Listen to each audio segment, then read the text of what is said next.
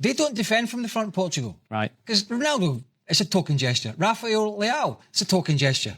And Pedro Neto, I suppose you could put him in that bracket. So they don't press from the front. They don't get back in and help the midfield. So when they become under a bit of pressure in the second half, they're getting overloaded, but they're not really dragging those guys back in to help. And even when they come back in and help, it's kind of just a body there. It's not anybody closing the ball down.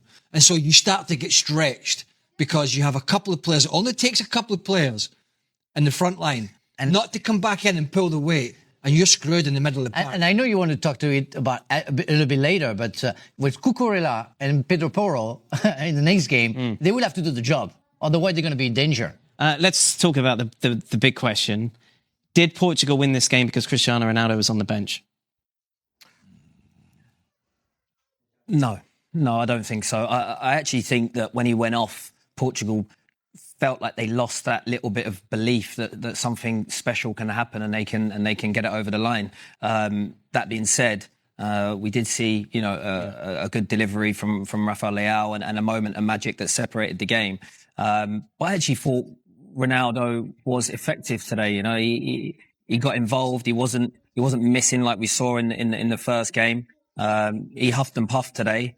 He scored a great goal. Was disallowed, but what a control Exactly. he did. It was a beautiful bring down and finish. So I think he's unfortunate to be brought off. And if he was in that position to make that header from that cross, I think we all say that he's capable of that as well. What? Wait a minute. Cristiano Ronaldo was man of the match. Huh? Cristiano Ronaldo was FIFA's man of the match. FIFA's? Johnny's been in the phone, has he? Oh, wow. Well, listen, I'm not going to decry him because he wasn't bad, but he certainly wasn't man of the match. And anyway, let's forget. Well, it's hard to name a man of the match in that game. Well, I don't see any. There you go. Well, anyway, he scored the great goal. Look, the finish that was offside was sublime. Yeah. But he was a bit of a passenger as the game went on.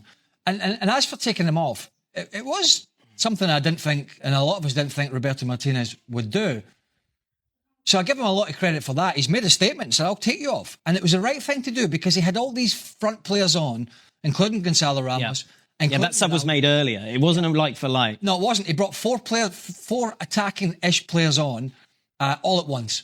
So he's one remaining sub, and it was the right thing to do. It was take Ronaldo off for Ruben Neves because they were like in the middle of the park. So they were trying to get back in the game, but they were trying as well to make sure they didn't lose it at the same time completely. And so that was the right thing to do. And do you know what? I hope Ronaldo's appreciative, and he seemed to be when he was running down the touchline to celebrate with Gonzalo Ramos, that it's about keeping Portugal in the tournament. Mm-hmm. Yeah, exactly. It's not about taking him off or him off or him off. It's about doing whatever you need to do to keep your team in the tournament. If I keep them in the tournament by taking you off, you're going to play more. Because he's going to be back at the side, isn't he? Let's be honest about it. He will lead the line against Spain. So I think, certainly in this moment, when they were celebrating, he realised that this decision from Roberto Martinez was the right one at the right time. Do you think so? Do you think he thinks that? Well, he probably thinks he would have been heading it in like Gonzalo Ramos. But at the end of the day, when a manager makes substitutions and it comes off and you're in the next round and you've turned the game around and you've won it, there is nowhere to go. And the coach is right. And he can knock on the door and say, don't be doing that. Hey, don't be... What did I tell you? If we're losing to Spain, by the way, if we're losing to Spain, don't think you'll be doing that again. And Roberto Martinez has to be strong. This is not about one player. It's about a very, very talented Portuguese side who could go all the way. But they're only going to go all the way with big decisions from the manager and making sure the players know that he's the guy in charge and he picks the team, he picks the tactics, and when he makes a big call, it's for the right reasons. But I think also Portugal, take a lot of hope from this because it can't always be Ronaldo that the country relies on. Right, but do they take a lot of hope from this game, or do they take worry from how they were up against a Croatian side that I think a lot of people said they're not going to be super competitive in this tournament. So what side of the fence are we on here? Yeah, Great that they came back, or the fact they were outplayed for periods in this game? Yeah, just how brilliant England are. I think that's what we take away. Well, we know that. I think that is the big takeaway. Look what we've done to Croatia. What do you think about that? What do you think about that? Well, I think that's absolutely not true. Cristiano Ronaldo scored his first goal in the knockout stages. It was from the penalty spot. Was it a penalty? That's a debate because I think. Well, what do you think? I would have given a penalty because the Right. guy reaches with his two arms. The two arms are not all the way around. Yeah, true. I mean, it's If you go on a normal pace, I would say of the game, it's really light. But it's true when you go on slow motion, you see the grabbing. So it got worse. the slow motion though is No, it doesn't it's help. slow motion, but did Balogun, doesn't. which we'll get to later. Look, all we want to see, Frank, Yeah, is consistency. yeah. If next time it happens, So you would say no pen? Well, I'd like to see more replays, but to me, look, if we're saying any kind of holding in the box is a penalty, if a player and Vega did throw himself down, is a penalty, I'm okay with that. Yeah. If every single decision of a similar nature is awarded as a penalty. My problem is why a player, a defender, would try to grab another player, a forward player, in that situation. But Frank, as a defender, you know full well that when you're in the heat of the moment and a player gets a run on you, it's a natural instinct Panic. for you to want to stop. Yeah, especially when you play for Arsenal and you do on set pieces. Frank used to drag players down. That's every Frank game. Buff, by the way, not me. I mean, I'll be honest. I wanted to rugby tackle him in the green room earlier. when he was running about with that. The game was on, he was running about shouting. I thought, I'm going to tackle this guy.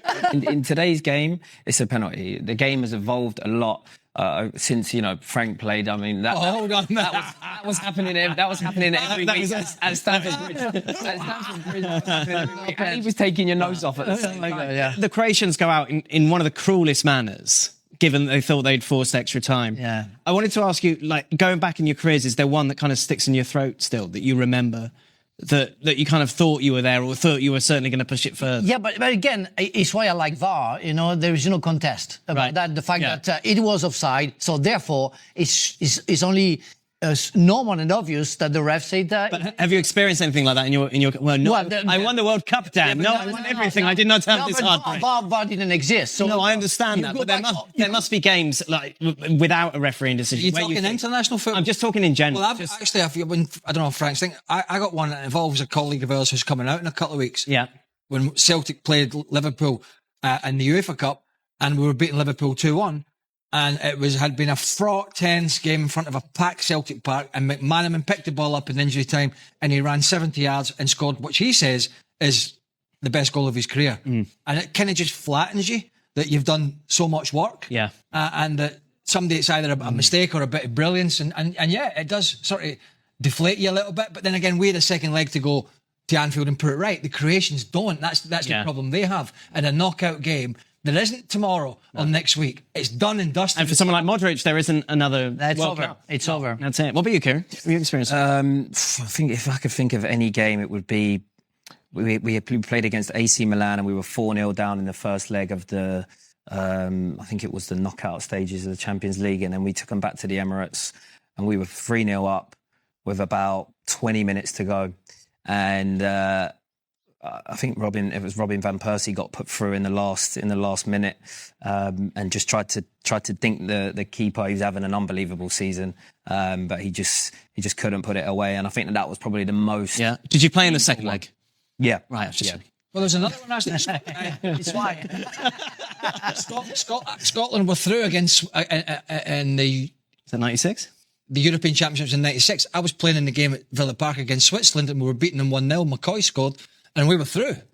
And we were getting this message, we're through, and then we're getting another message, we were out, and then another message, we were through. And then Patrick Kluivert scored for Holland at Wembley when England beat them 4-1, and that Kluivert goal late on, which is only a consolation for the Dutch, sent us out. Right. Wow. So we were getting conflicting messages in the last 15 minutes to get back or get up the field, and it was nothing to do with the game that we were actually playing. It was all coming from Wembley. While we were talking, I was thinking about Paraguay and the 98 games where we had the golden goal, which is awful. Yeah, that's true. Laurent Blanc scored. Yeah. Game over. And against Italy, the final, Trezeguet scored. Game over. Yeah. And he didn't last that golden goal rule. I don't know why, because that's a killer. Yeah. That's really a killer. That's good for France. Good for me. Thank you very much. Bye bye. But